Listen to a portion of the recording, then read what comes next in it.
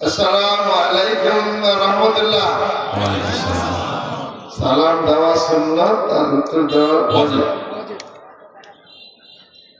আজকে গাবতলী ফতেপাড়া মসজিদ আর রহমানের ওয়াজ মাহফিলের সম্মানিত সভাপতি আল্লাহ মোহাম্মদ মাহবুবুর রহমান আজকে এখানে প্রধান অতিথি হিসেবে আসবেন জনাব মোহাম্মদ রেজাউল করিম বাদশা ভাই, বগুড়া জেলা বিএনপি সংগ্রামী সভাপতি। প্রধান পৃষ্ঠপোষক আমাদের প্রিয় ভাই, প্রিয় ছোট ভাই, তিনি সিনিয়র সাংবাদিক জনাব আতিকুর রহমান রুমন, যিনি আজ তারেক রহমান সাহেবের সঙ্গে উত্তরাঞ্চল সফরে আছেন। প্রধান বক্তা হিসেবে আছেন হযরত মাওলানা মোহাম্মদ গোলাম রব্বানী যুক্তিবাদী।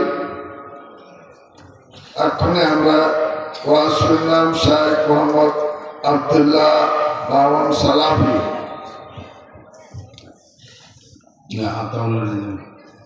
আমরা বক্তৃতা শুনলাম হযরত মাওলানা মুফতি আতাউল্লাহ নিজামী। এর আগে আমার কাহালু তুফানি কাহালু আলহাজ মাওলানা সৈয়দ হিসামউদ্দিন, উনি ভালো বক্তব্য দিয়েছেন শুনেছি। উপস্থিত অন্যান্য ওলামা ইকরাম, আমার দলীয় নেতৃবৃন্দ, ভাই ও বোনেরা, আমরা যেটুকু শুনলাম, আমরা আছি একটা ভেস্টের বাগানে, কিন্তু বাগানের অবস্থা খুব বেশি ভালো না। এটা শুধু পদ্মাপাড়াতে না, এটা সব জায়গাতেই তাই। আর এখান থেকে পাশে মেলায় গেলে বোধহয় বেশি লোক পাওয়া যাবে। যাই হোক, এটা আমাদের সামাজিক অবস্থা, এটা নিজেদের চেষ্টা করে আমাদের এটা দূর করতে হবে। আসলে এইসব মাহফিলগুলো আমি যা বুঝি ভাই, এইসব মাহফিলগুলো আমরা করি আমাদের মুসলমান হিসেবে আমরা চলতে ফিরতে আস্তে আস্তে আমাদের ধর্মকর্ম থেকে আমরা সরে যাই। আমরা অনেক শিরক করি, অনেক ভুল কাজ করি। এগুলো শুধরানোর জন্য এইসব মাহফিল করা হয়। বড় বড় ওলামা ইকরামদেরকে ডাকা হয়, ওনারা বয়ান দেন, আমরা শুনবো এবং আমল করবো, আবার আমরা ঠিক হয়ে যাবো। এটাই হলো কারণ। তারপরে আমরা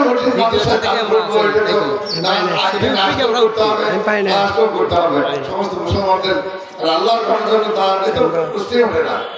আল্লাহর ঘরের জন্য দান করলে আল্লাহ তার জন্য প্রকোষ্ঠ নির্মাণ করে, এটা আমরা শুনেছি, সবসময় শুনি। তো কাজেই মাহফিলে আমাদের থাকা উচিত। তো ভাই, আমরা মুসলমান, নামাজ এবং ধারণ করি, এইটা যদি আমরা করতে পারি তাহলে আমাদের আর অন্য কোনো প্রয়োজন নাই। এই দুটো আমল করলেই সব অভ্যাস আমার সিধা হয়ে যাবে। কিন্তু নামাজ কায়েম করতে হবে। নামাজ পড়া আর কায়েম করা অনেক পার্থক্য আছে। আর হালাল রুজি নিজেরা যদি ভাবেন এটা ভালোই আছে, গরিব মানুষ টাকা ধার নিতে আসলো, ৫,০০০ টাকা ধার দিলেন, বললাম ৬ মাস পরে দিস, ১,০০০ বেশি দিস, উপকার করলাম, তো এটা তো হালালই আছে। নিজেরা চিন্তা করলে তো হবে না, না জানলে হুজুরের কাছ থেকে শুনতে হবে হুজুর এটা হারাম না হালাল। তো আমি এগ্রিমেন্ট দিচ্ছি, যিনি দিচ্ছেন তার অভাব, যিনি নিচ্ছেন তিনি নিচ্ছেন, টাকা দিলেই তো ফেরত দিয়ে দেবো, এটা তো হালালই আছে। আসলে হালাল না হারাম আমি আর জানি না, হুজুরের কাছ থেকে শুনতে হবে। এইটা এই হালাল, সঠিক হালালটা অন্বেষণ করতে হবে, খুঁজতে হবে, সেটাকে আমল করতে হবে। তো ভাই, নামাজ কায়েম অর্থাৎ নামাজকে চেপে ধরা, নামাজ ছাড়া আমার কিছুই নেই। আমি সুখের নামাজ, দুঃখের নামাজ, আপদের নামাজ, বিপদের নামাজ, নামাজই হবে। আমি আমার নিজের জীবন দিয়ে বলতেছি, যদি আপনারা আমার জীবনের কোনো উন্নতি দেখে থাকেন, এই উন্নতি আমার নামাজ এবং আমার বাবা মার দোয়া। আমার দাদার অনেক সম্পত্তি, এখন প্রায় শেষই, কিন্তু সেটা দিয়ে আমার যদি কোনো উত্থান আমার জীবনে থেকে থাকে, সেই সম্পত্তি কাজে আসে নাই। কাজে লেগেছে আমার নামাজ এবং বাবা মার দোয়া। আমাদের নেতা জনাব তারেক রহমান খুব রিসেন্ট করে দেশে এসেছেন। বিগত 16টা বছর অত্যাচার, জুলুম, সবচেয়ে বাংলাদেশের মধ্যে বেশি অত্যাচার এবং জুলুম তার উপর হয়েছে। উনি এসেছেন, কিছুদিন হলো ঘুরছে দেশে। ওর আগে 300 ফিটের প্রথম আমার কাছ থেকে দেখলাম।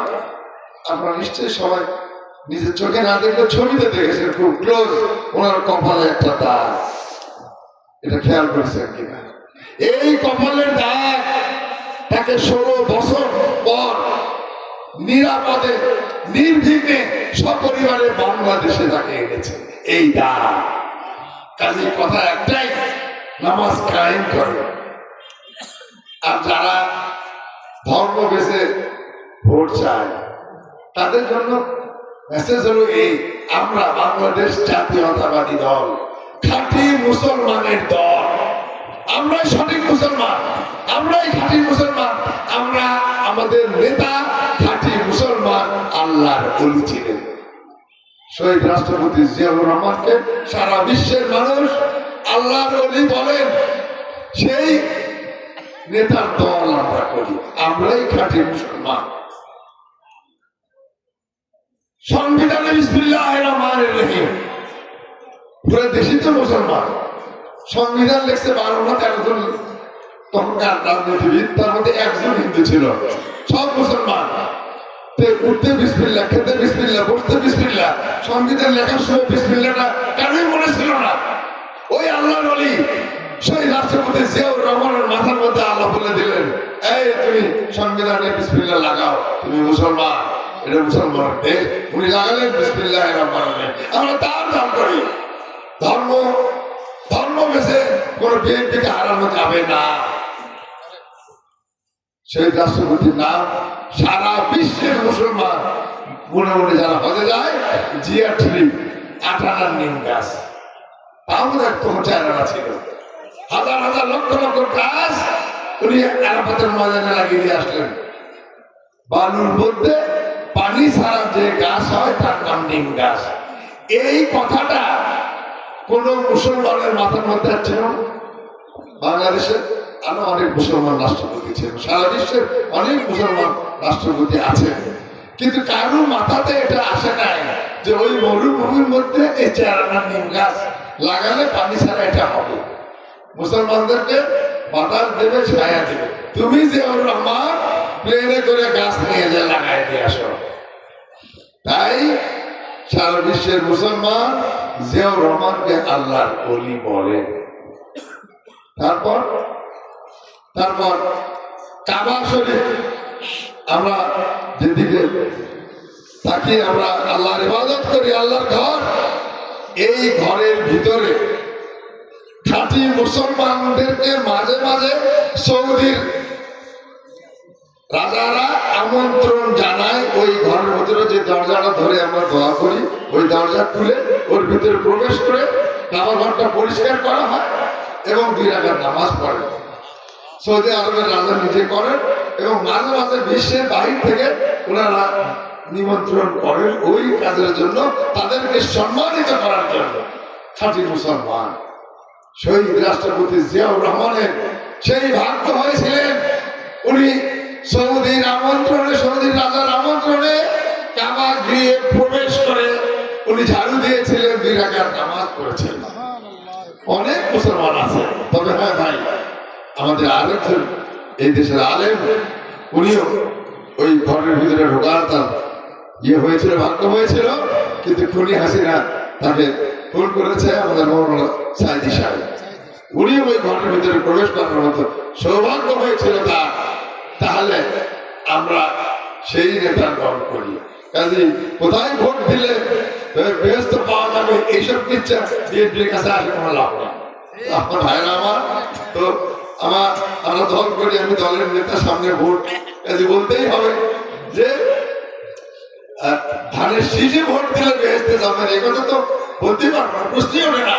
কিন্তু বলবো এই কথা যে খাঁটি মুসলমানের দল আমরা, আল্লাহর ওলি শহীদ দিয়ে তার দল। আর তারেক রহমানের কপালে দাগ এই বয়সে, এটা গল্পের কথা না, এটা হলো অহংকারের কথা না। কিন্তু আমি বলতে বাধ্য হচ্ছি, যারা বলে যে সিল মারলে দাঁড়িয়ে বললাম বেহেশত পাওয়া যাবে, কিন্তু বলতেই হবে আমার কথা। আমি কি আমার নেতা কি, তার কথা তো বলতেই হবে আমাকে।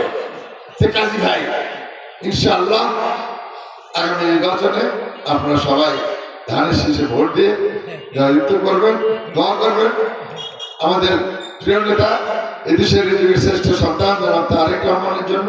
তিনি যেন মানুষের দোয়া নিয়ে সমর্থন নিয়ে দেশ পরিচালনার দায়িত্ব পান, আল্লাহ তাআলা তাকে দেন।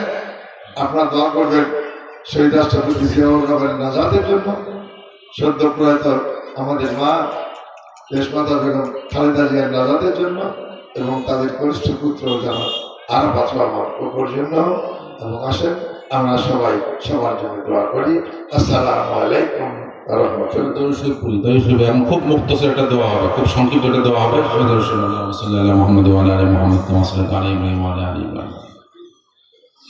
আলহামদুলিল্লাহ রাব্বিল আলামিন, আসসালাতু ওয়াসসালামু আলা